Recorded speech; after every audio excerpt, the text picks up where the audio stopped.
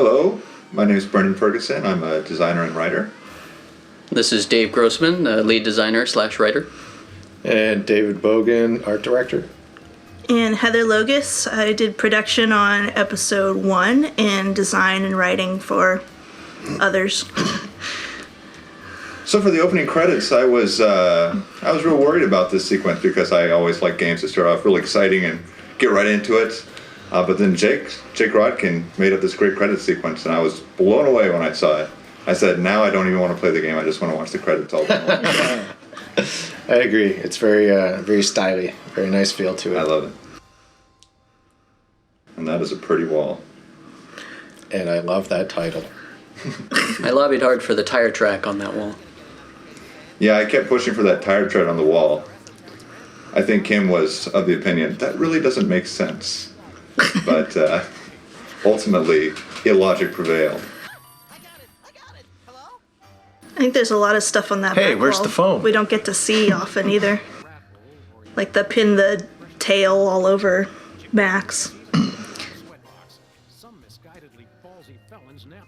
So for this first part, we wanted to make a little sequence to start the season off where you could kind of have a little low-pressure scene to kind of learn how to play the game and get used to the characters. So we thought it might be fun just to start off with a little case right in your own office where the natural way to start would be, your phone's gone. I can't even start the case proper because I want to get that phone. And so we invented the character of Jimmy Two Teeth the Rat, who would kidnap your phone and launch us off on our quest. So we knew from the very beginning that we wanted to have Hugh Bliss be involved with the plot in some way. So we just wanted to put some little thing right at the beginning so that you could see Hugh Bliss or his influence throughout every episode. Something hopefully that if you went back later and played it, it would be fun to see that on your second pass. We did get some letters from Scientologists on that point. Irate letters. I wrote a few of them just for fun. Are we happy about that? Are you happy to see letters? I love letters. If you don't offend anyone, you haven't said anything. Agreed. Where is this Lilliputian agitator? Are you blind? He's right there. Bosco just turned out to be a really excellent character. We fly the voice actor up from LA because he's good. It's fun to watch him develop over all 6 episodes. He really just gets pretty crazy near the end. And he was one of the characters in the first episode that you really designed yourself, Dave. Yeah, I worked with Steve Purcell. Steve wanted to get some really odd shapes for the character and different colors. We tried to stay away from real colors, just get some really crazy. He's got kind of a muted purple kind of skin.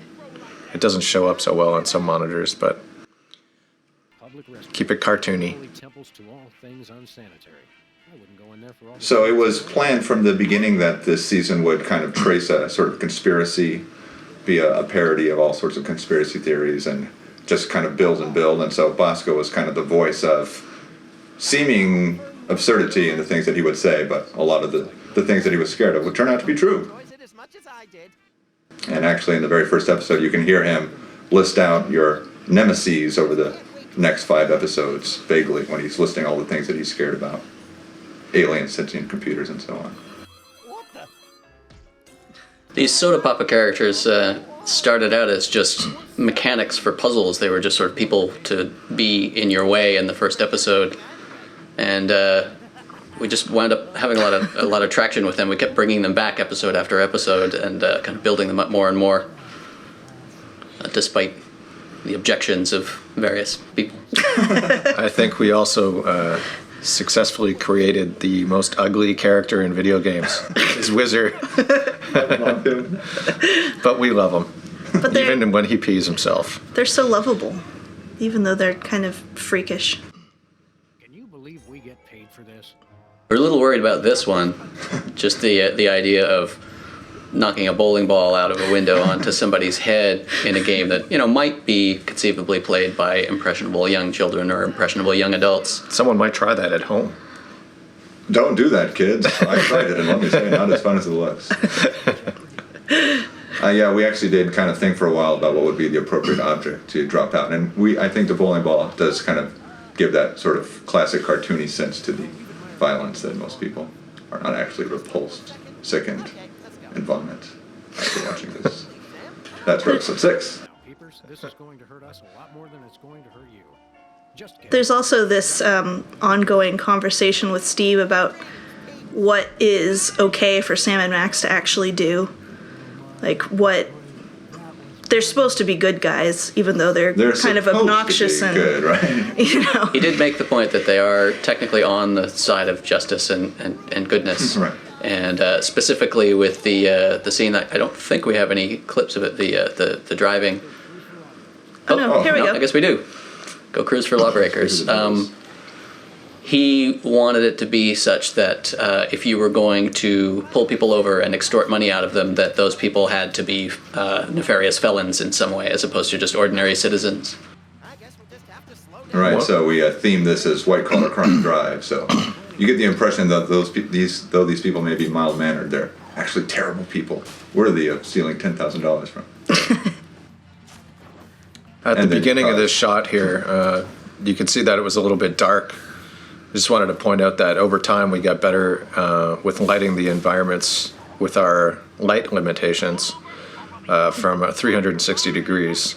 This early episode was an example of where we were starting to find problems. We had to creatively solve in the rest of the episodes. You can see they're a little dark in the front of their faces there.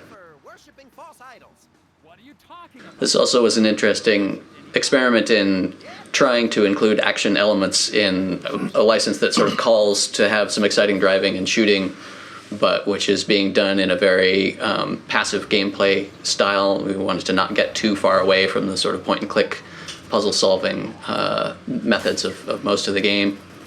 So you drive this car by pointing and clicking, and it's kind of a strange way to drive a car.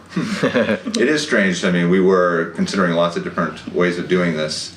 We wanted to leave it open so that you had the possibility of using different items and trying different things that you wouldn't normally do. Nice. Loved a monkey. This reminds me of that place where Aunt Trudy lives with the medicine smell and the rubber sheets and the enormous mute Indian. Sounds like a million laughs. Yeah, mostly after... So we built up this in the first half of episode 1. The idea was that you have this sense of there's this person that keeps being referred to that you never see. So we're hoping to build up the mystery of this guy and has this grand entrance here.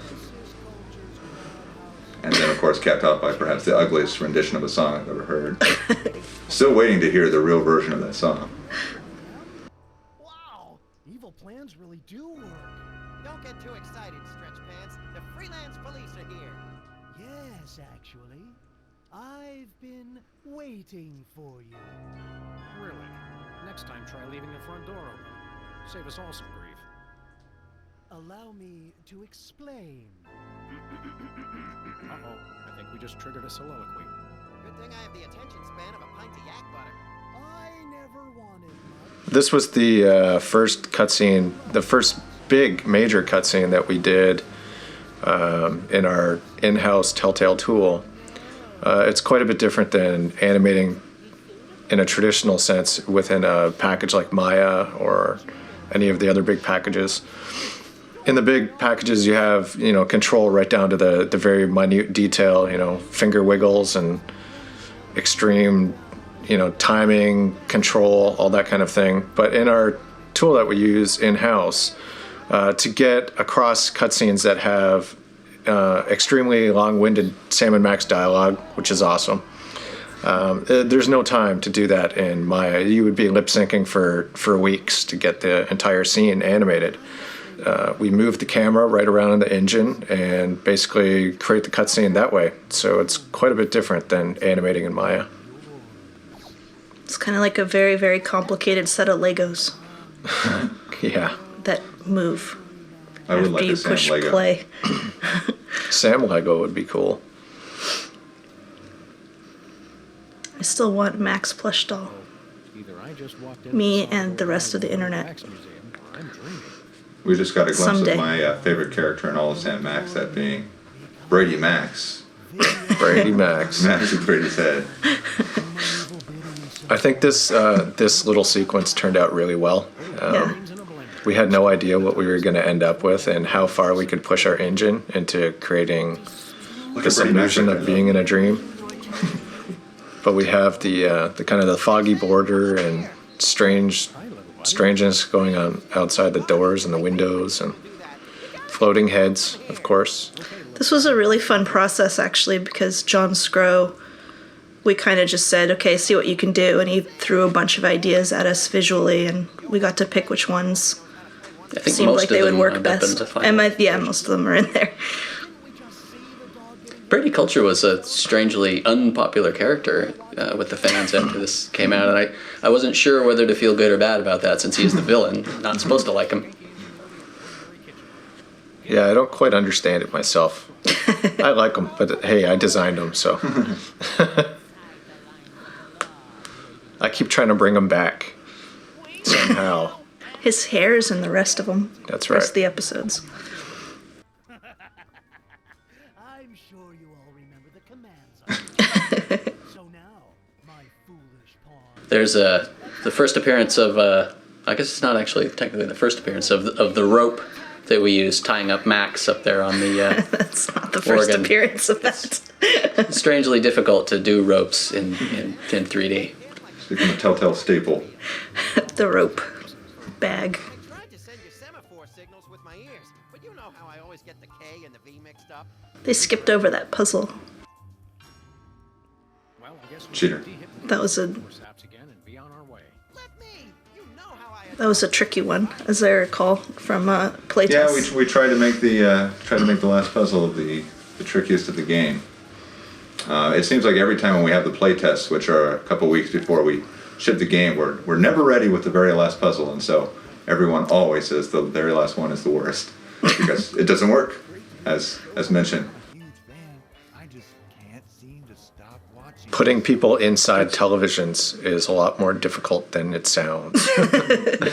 That's actually a full-scale character with his legs hanging out from underneath the television set.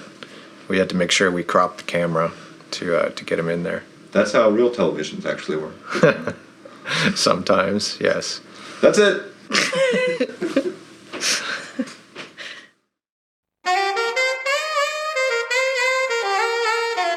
Welcome to the commentary for episode 1. I'm Jared Emerson Johnson. I did the music and sound and some of the voice direction for the whole season.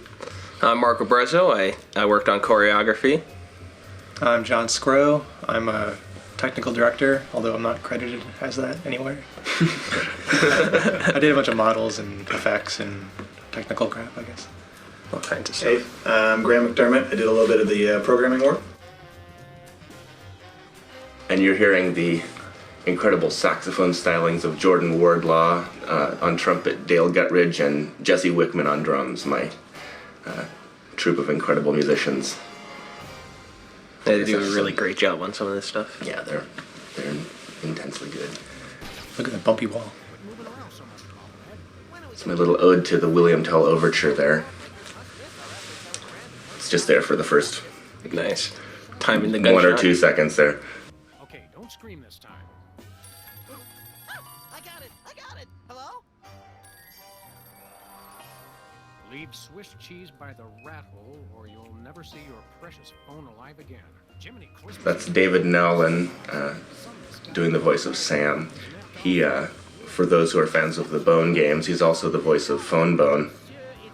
And for episode 1 here, Max is Andrew Chaikin, who is ironically Phony Bone in the Bone games as well. So when we were casting this, they definitely gave the strongest reads for these characters. And it was a trick to make sure that we could get their voices far enough away from their characterizations for the Bone games so that they wouldn't be recognizable as the same actors. And they both did a great job. Nice. And separate your bliss. Hey, that's that personal color spectrum book. Self-help for the helplessly selfish. Perfect. I'll take 2. There's everyone's favorite TV static. Have no fear. We originally thought we were just going to do a little bit of TV stuff, and then turned out we had to do a lot more in every single episode, which is a pain in the ass.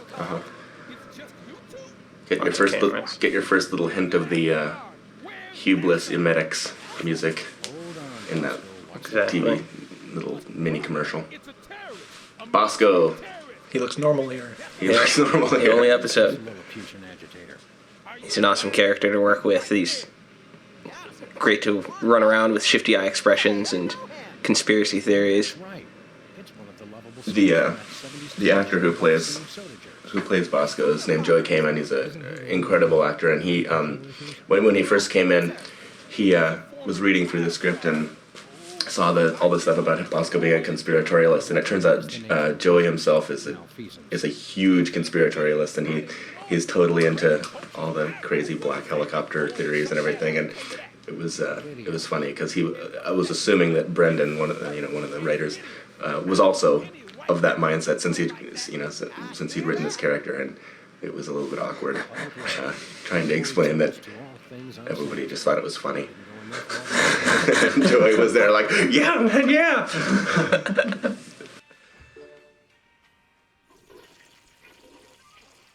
Comedy bathroom sounds. Oh man, you gotta have the comedy bathroom.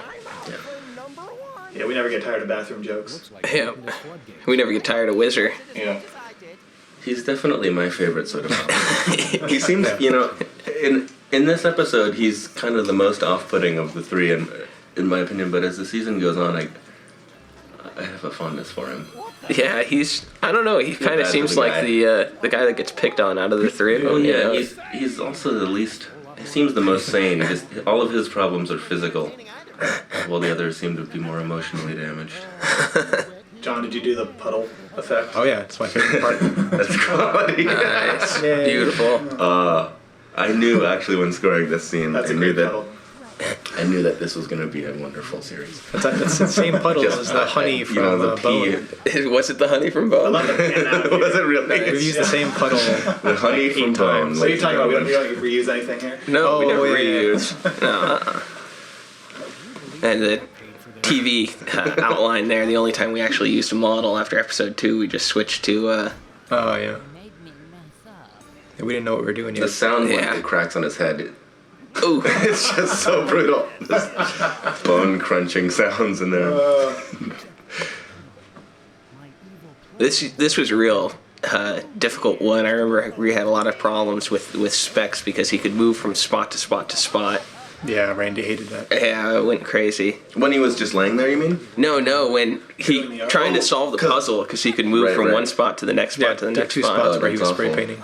And make sure he I was never even thought about that. getting knocked out in the right place. Right. One of the many ways in Symbols. which Randy's Oh, life man. was made more difficult than it needed to be. Exactly. Very commonly happened. This music I started to dub as the effing with the soda poppers theme. It comes back every time Sam and Max are doing something to wail on them or get them to break their Alcoholics Anonymous. There's one of the few Max picks his butt and eats it animations. That's right.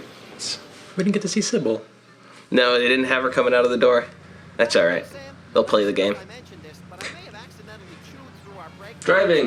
No, I don't think you did mention that. I guess we'll just have to slow down by violently rear-ending other. This is a cool little intro that Jake put together. I really like the camera work he did here.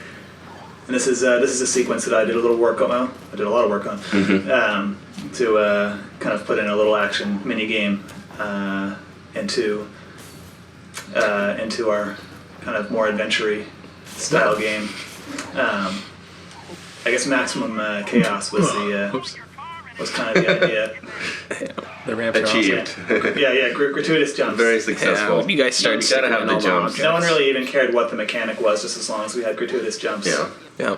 That's my only reason for ever playing Grand Theft Auto. Is for the Gratuitous jumps. jumps. That's really seriously all I ever do when Yeah. I play that You game. should play Midnight Club then. Yeah. It's the same thing, except none of the adventure crap. It's just This is my favorite part right here, pulling over lawbreakers, or pseudo lawbreakers. The traffic in the background's nice. It's good that keeps going.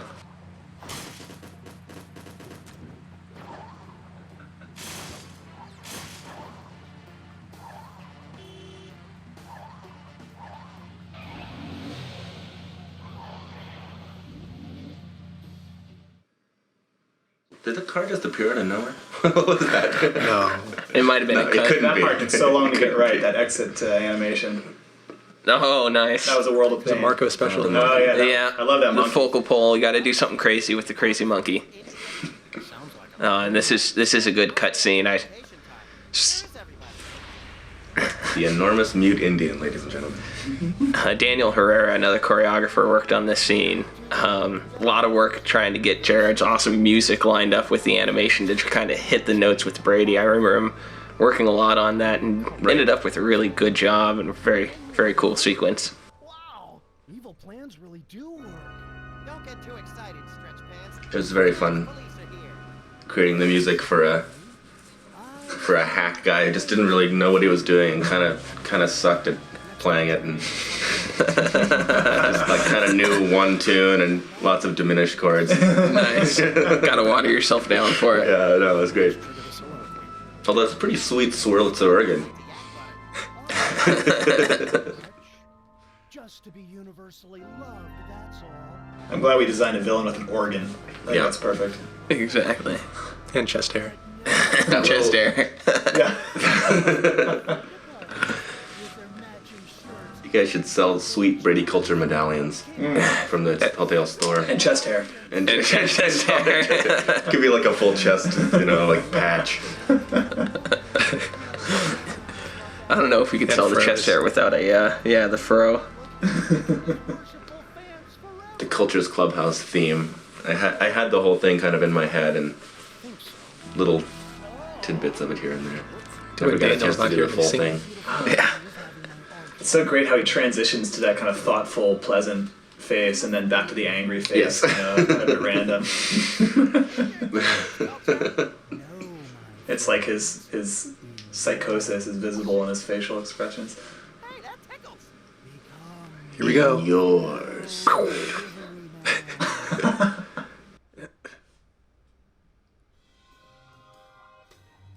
I love that it's video delivery man, not like dog. Yeah, or whatever. Become Talk about video some of the effects delivery in here, man. Where are we? The iconic. It's dream time? The dream sequence. That's not even like a profession.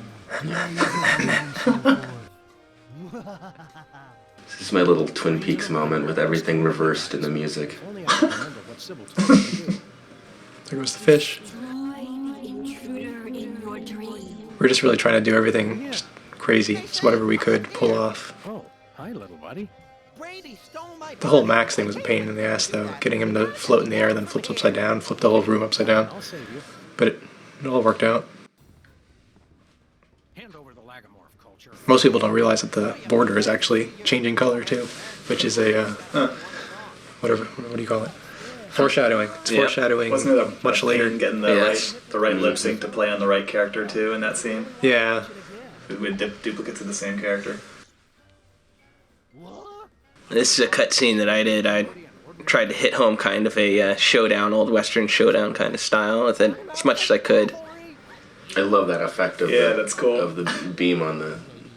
I was thinking Darth Vader when he gets hit by It is the very Emperor. Darth Vader. Nice. Yeah, Get the yeah. electricity. It's also flipping sort around of Ghostbusters. Yeah. Hold them. Don't look at the trap. him. Yep. Remember the commands I taught you. So now, That was a fun shot. It was a great animation, so I wanted to do a nice camera angle to showcase it. Oh, there's the rope sack. Oh, the classic rope sack. You want to talk about the rope sack a little bit? Another case of reusing model.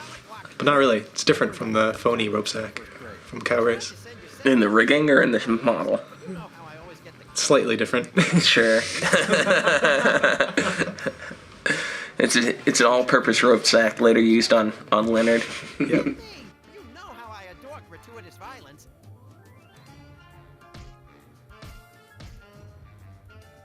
Where did that boxing glove come from? He always has his boxing glove, and don't ask where he keeps it. Keeps it in his butt. Hey. Just bumped up our rating. Good. I just can't seem to stop watching for some. Hey, who's that? Hey! This is the debut voice performance of Brendan Q. Ferguson, uncredited. Awesome. Another That guy looks classic familiar reuse. though, Yeah. unshaven. He does, from somewhere. All right, that is episode 1. Yay. Sam Max season 1. Hope you enjoy playing. Yep. See ya. Welcome to the Bay Area Sound audio commentary for Season 1 of Sam & Max. This is Jared Emerson Johnson, the composer, and did some sound design and voice directing on the project. And Julian Kwasniewski, and I did some sound design and voice directing on the project. This lovely credit sequence, as probably was mentioned in some of the other commentaries, designed by Jake Rodkin, one of the illustrious Telltale employees. Features some wonderful camera moves. Yep. This is the longest name in show business. Jake actually had to do some special camera work to make the name fit on the screen and be legible. I'm not sure what it was exactly, but I know that when he first tried it, it wouldn't fit at all. But he made it work. So here we have the first return of Sam & Max after the long hiatus. You're hearing the first sort of Sam & Max theme that I came up with. It's sort of a bit of a throwback to the music from Hit the Road. I wanted the first thing we hear to be a little bit in that familiar vein with the sort of loungy walking bass and the snaps and the organ in there, just kind of keeping it very chill. And then from there, moving out into some new territory and trying out new stuff. Yeah, and the office is it's your hub. And so similarly with sound, we knew we had to define this area sonically. And, all of these sounds carried through the whole season, of course, and will undoubtedly carry into the next season. Yes. Emetics. I didn't know the root of emetics or what that meant until halfway through, and I forget exactly how I found out, but it is sort of the art of vomiting, or the study of vomiting. Most sound designers are very good at emetics. Yeah, we're the masters. Have no fear, simple citizens. So here we have introduction of Bosco, voiced by Joey Kamen. Fabulous voice actor who hails from Las Vegas, Nevada. Yeah, he's a character in his own right, and it's funny when you get these guys in, none of them, he does not look like that, I assure you. And just like all radio personalities, no one ever looks like they sound. But those sessions were fun because the guy gets really animated in there, and you forget sometimes, when you look in the booth and here's this guy, but then when you look at the speakers and you're just listening, it's just a completely other sound. You're hearing Bosco, yeah. And Sam, of course, is David Nolan from Phone Boom fame for Telltale enthusiasts out there. Yeah, David's an incredible voice talent and a superior human being, and the guy, he stepped right into this role, and it was definitely a tricky thing coming from the LucasArts Sam & Max series and replacing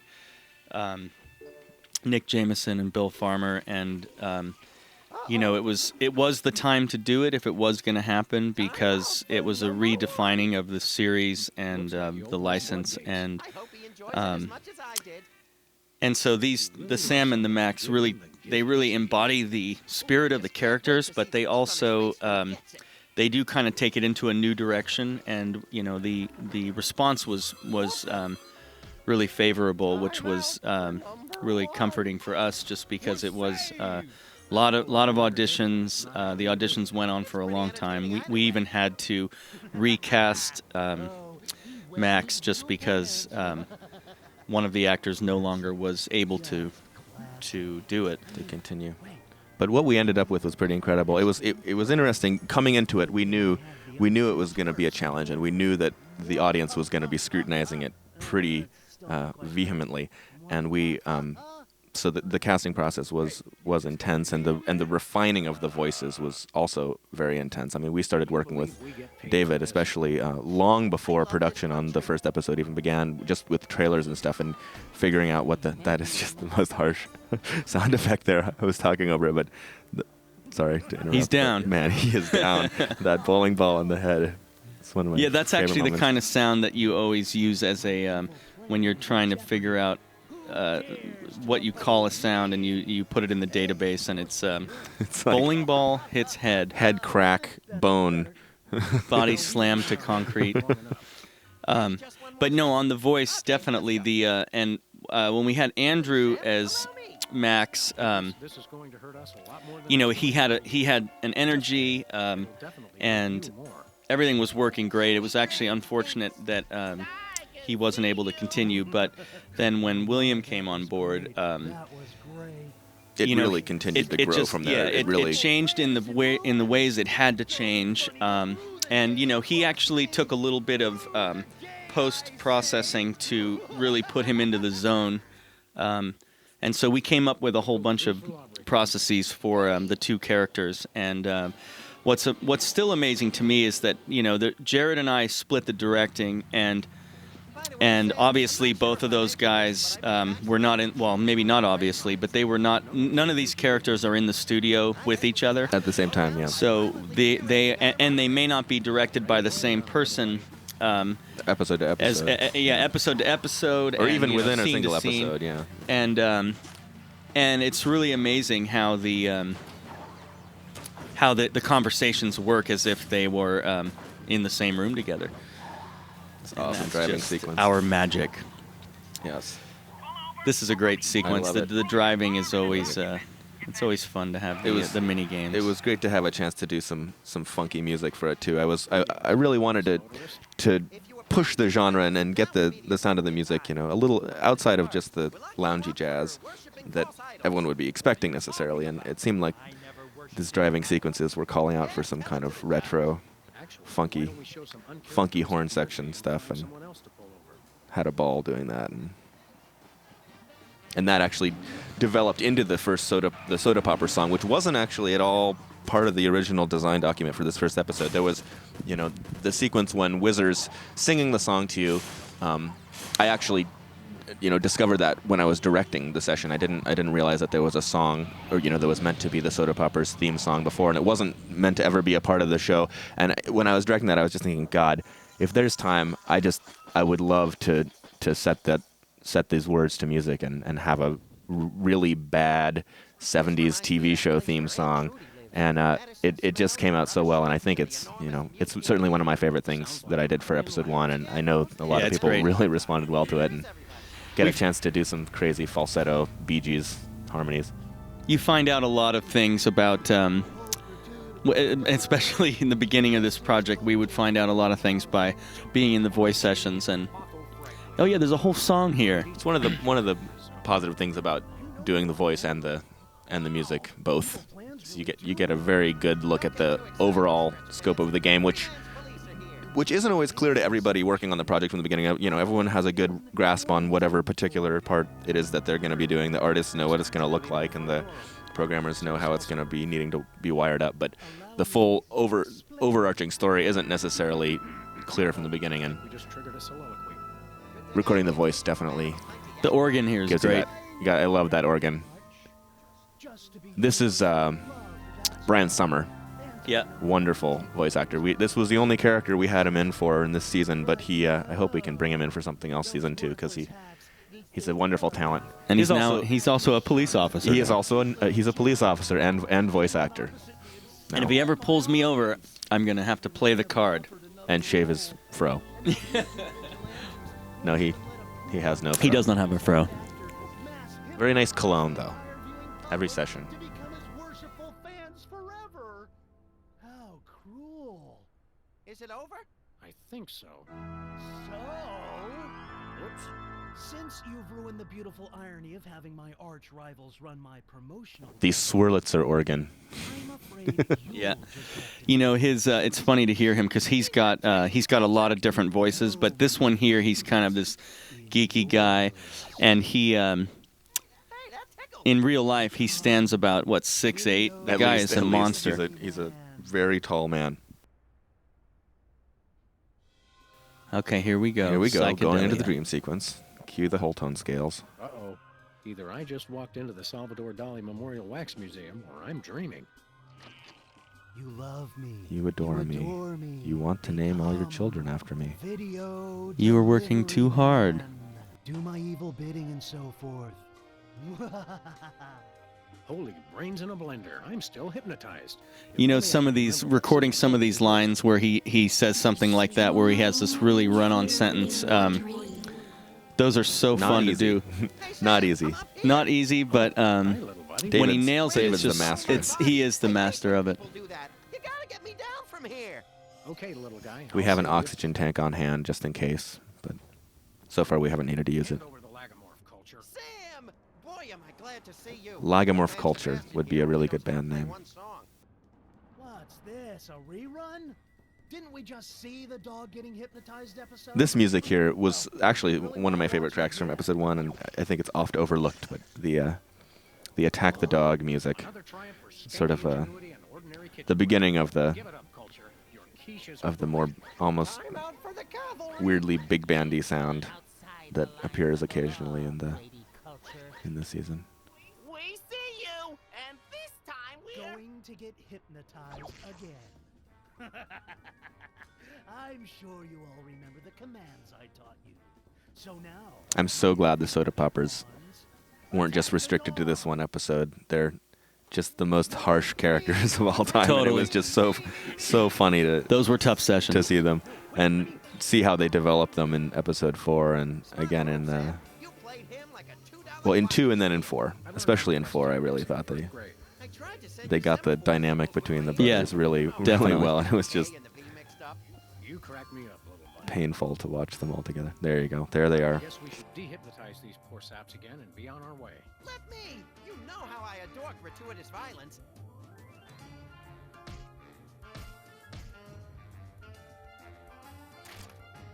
Well, that's that, Max. Another boot to the pasty ass of crime. Thank goodness this whole hypnotic mind control thing didn't go any further. That could And this voice is none other than Brendan Ferguson, uncredited. He has a number of little voice cameos over this course of the season. He's an incredible talent. All right, well, that was episode 1. Bye-bye. We'll see you on the commentary for episode 2.